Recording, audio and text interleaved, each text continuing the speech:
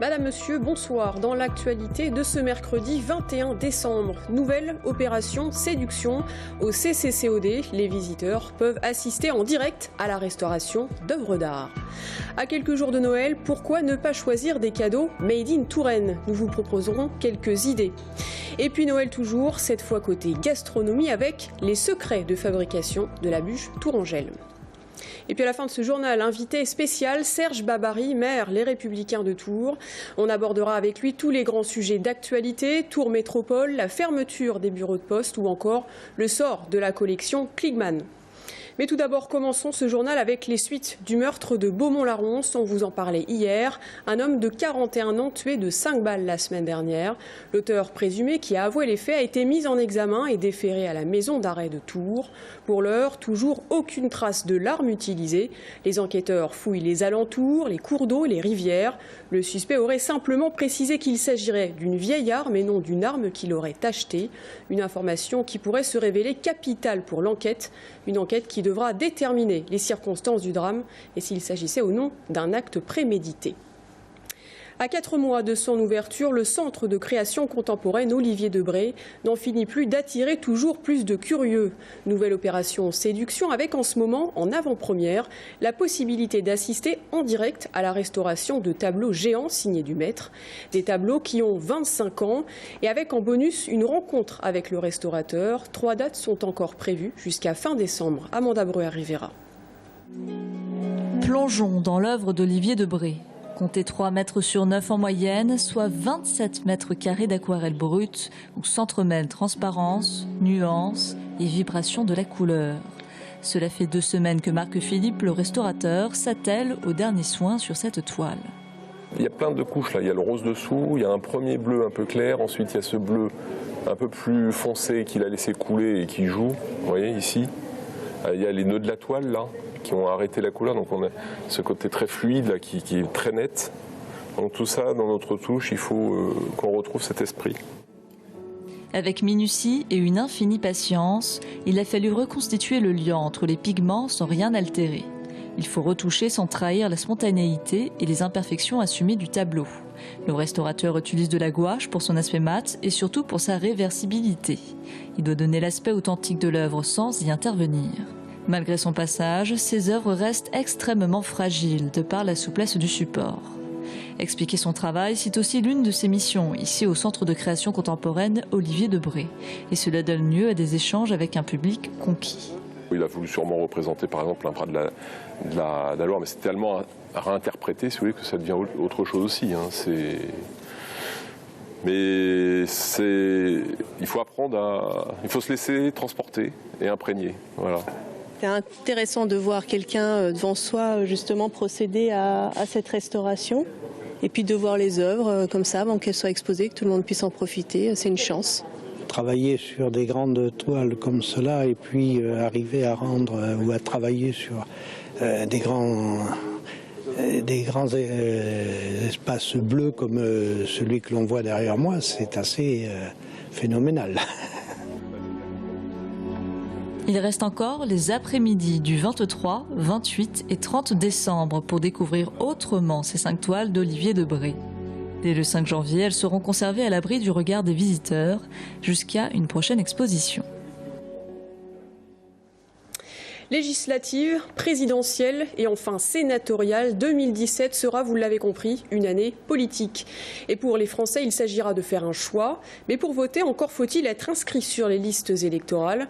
À la mairie ou par Internet, la démarche est simple. Mais attention, il ne vous reste qu'une petite semaine pour vous inscrire. Romain Delville.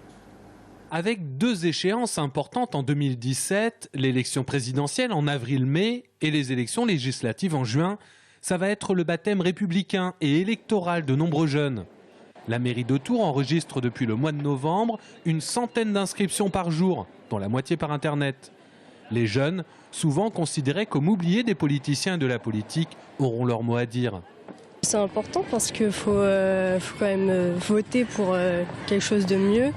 Après, je ne sais pas trop encore pour qui, pourquoi je vais voter, mais je vais y réfléchir. Pour moi, c'est important pour qu'on puisse choisir notre dirigeant.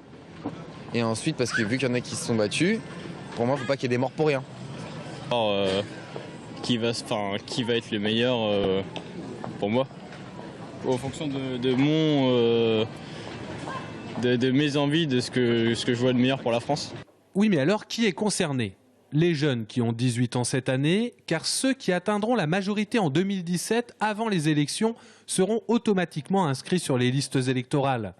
Quant à celles et ceux qui ont été majeurs ces dernières années, ils ont été inscrits, mais pas toujours avec la bonne adresse. Ils sont enregistrés et ça leur permet effectivement d'être inscrits automatiquement. Alors, il est préférable néanmoins de venir vérifier qu'il n'y a pas eu d'oubli, cela peut arriver. Et puis, s'ils sont nouveaux arrivants sur la commune, il est possible qu'ils aient été recensés dans une autre commune. Exceptionnellement, la mairie et les mairies annexes seront ouvertes pour les retardataires le samedi 31 décembre, mais ça risque de boucher à l'enregistrement. En sport, le TVB a décroché hier soir son ticket pour les 16e de finale de la Coupe CEV. Les Tourangeaux ont battu les Slovènes de Kamnik 3-7-2. Ils devaient au minimum remporter 2-7 pour assurer leur qualification. Ils rencontreront les Tchèques de Brno début janvier pour le match aller en Touraine et iront disputer le match retour en République tchèque 2 semaines plus tard. En basket, réussite également hier soir pour l'ADA qui a été battre l'Hermine sur son parquet à Nantes en match extérieur. Menés de 7 points au dernier quart-temps, les Blésois ont rattrapé leur retard et se sont finalement imposés 70-73. Grâce à ce petit exploit, l'ADA pointe désormais à la 15e place du classement à l'issue de cette 11e journée de championnat.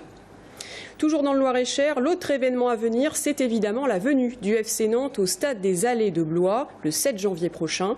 Dans le cadre des 32e de finale de la Coupe de France de football, un événement historique et unique pour la ville et le club. Et vous le voyez, le siège du Blois Foot a été pris d'assaut hier dès 9h du matin à l'ouverture de la billetterie.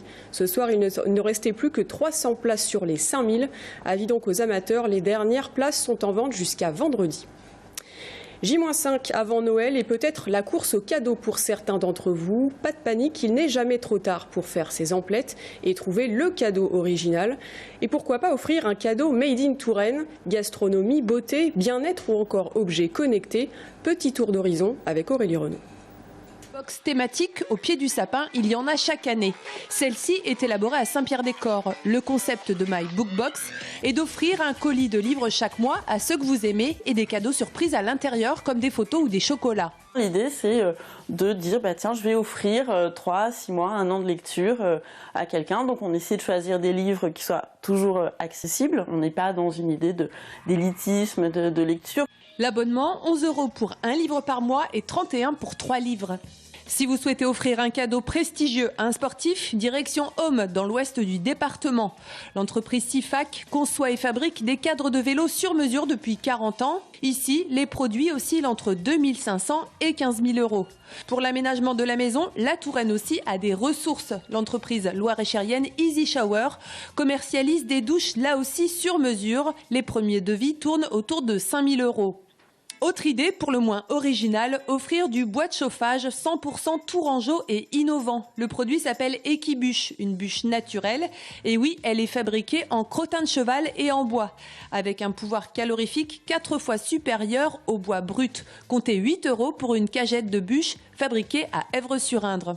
Pour les mains expertes, il y a les cadeaux bricolage. Nous sommes à Ballon-Miré, le berceau du petit pot de colle Cléopâtre. Aux côtés de la reine d'Égypte, l'entreprise a développé un épais catalogue. Résine, peinture, porcelaine, des produits vendus au rayon loisirs créatifs pour quelques euros. Côté bien-être, on part à Vendôme, fleuron de l'aromathérapie française. Cosbionat commercialise des centaines d'huiles essentielles bio, relaxation, huile de bain pour les enfants, sachets d'algues pour la baignoire. Le bien-être commence à quelques dizaines d'euros pour les produits du docteur Valnet. Que serait Noël sans les objets connectés? Avitsen à Chambray-les-Tours commercialise le Connected Home pour 1 000 €. Chauffage, lumière et alarme, toute votre maison fonctionnera intelligemment. Mais Avitsen commercialise aussi de petits accessoires. Exemple, cette ampoule Bluetooth à 19 €. Vous allez pouvoir vous réveiller en musique avec une lumière d'ambiance qui va s'allumer progressivement. Vous allez également pouvoir, si vous êtes à proximité bien sûr, avoir l'ampoule qui clignote si vous avez reçu un message, un mail, un SMS. Si vous ne souhaitez pas prendre de risques, optez pour les chocolats. Ceux du Blésois Max Vaucher. Une dizaine d'euros pour ce Père Noël à croquer, une valeur sûre. Et on va rester dans ces plaisirs gustatifs car un beau réveillon de Noël est aussi l'occasion de se faire plaisir avec de bons produits. En Touraine, l'un des desserts phares est la bûche tourangelle, en vente dans plus d'une vingtaine de boutiques dans le département. Elle fête cette année ses 10 ans avec toujours autant de succès. Secret de fabrication avec Alice Gobo. Bon, on est bon là. Normalement, ça devrait pas tarder. Ça y est, la crème est montée. Dans son laboratoire, Jean-Michel Caillot confectionne des bûches tourangelles. Seule une poignée de pâtissiers connaissent le secret de cette spécialité d'Indre-et-Loire, créée par les membres de la Chambre syndicale des patrons pâtissiers de Touraine. Donc on a d'abord le biscuit noisette, le biscuit Saint-Martin.